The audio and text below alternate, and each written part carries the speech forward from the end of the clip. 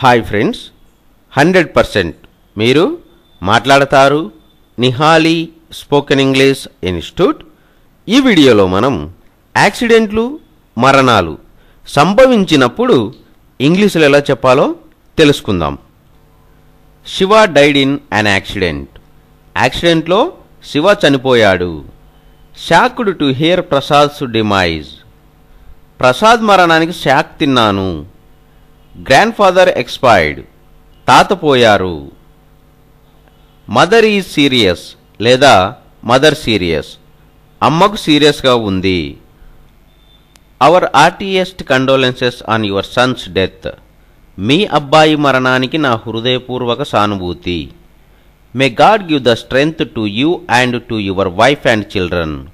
భగవంతుడు మీకు లేదా అతడి భార్య పిల్లలకు ఓదార్పుని బలాన్ని ఇవ్వుగాక.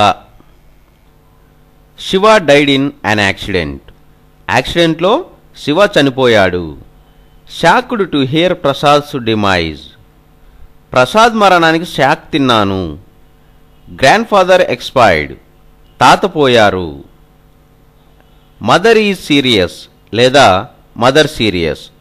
అమ్మకు సీరియస్గా ఉంది. Our heartiest condolences on your son's death. మీ అబ్బాయి మరణానికి నా హృదయపూర్వక సానుభూతి. May God give the strength to you and to your wife and children. భగవంతుడు మీకు లేదా అతడి భార్య పిల్లలకు ఓదార్పుని బలాన్ని ఇవ్వుగాక.